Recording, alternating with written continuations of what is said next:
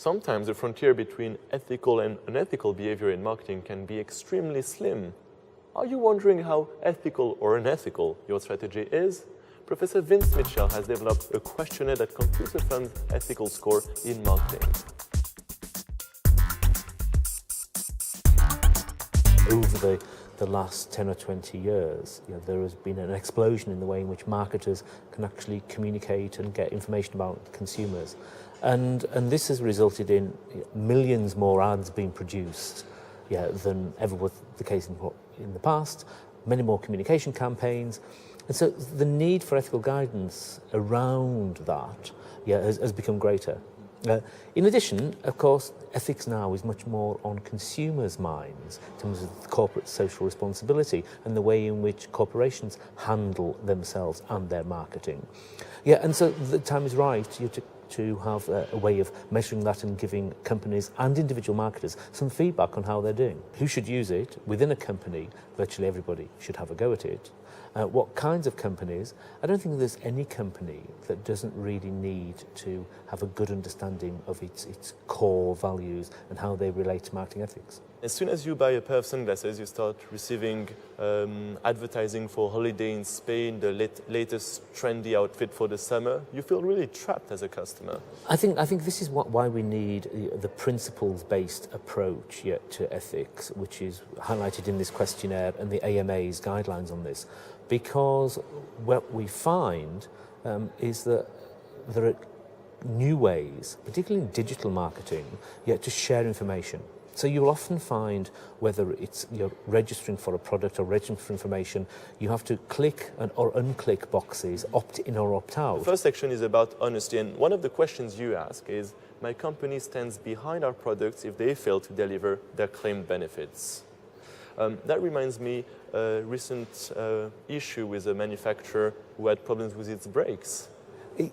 Indeed, and that question of honesty is a big one, because there we're saying, well, honesty, unfortunately, you would think it isn't, but actually, unfortunately, it's a grey issue.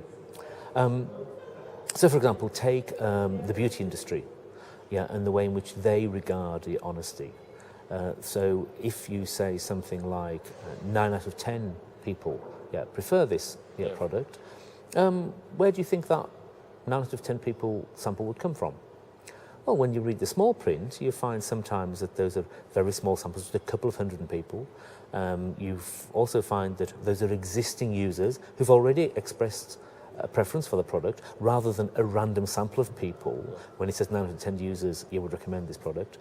Whether that is honest or not depends partly on who's controlling that. It depends on the company's ethics, which is what this questionnaire is about, but it also depends upon the Advertising Standards Authority's view on this. Another important section of your questionnaire is about transparency. You are conducting a research about internet at the moment. Does it allow more transparency to happen?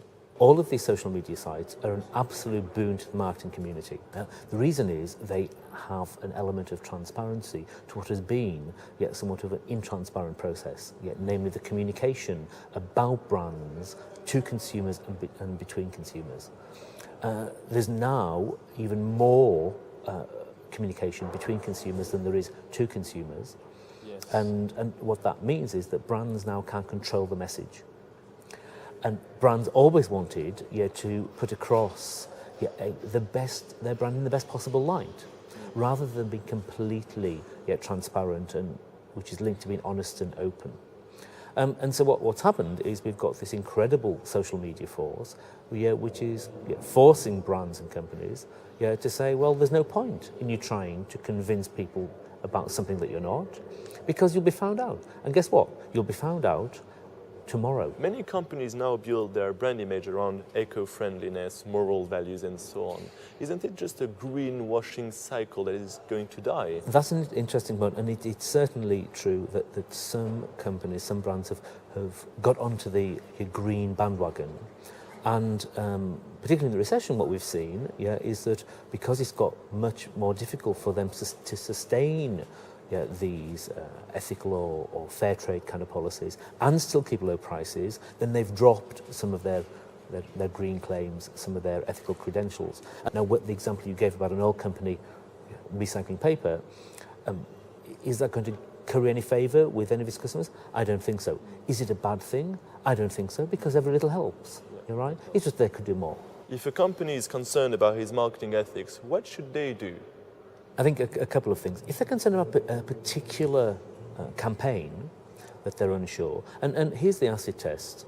If someone in the marketing department is asking themselves, can we get away with this? Yeah. Then even if they can get away with it, ethically and morally, the campaign has failed. Yeah.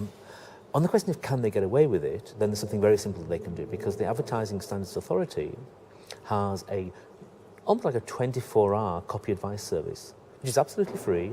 So you submit your copy, you submit what evidence you have for the claim that you're making, and you get a response from them.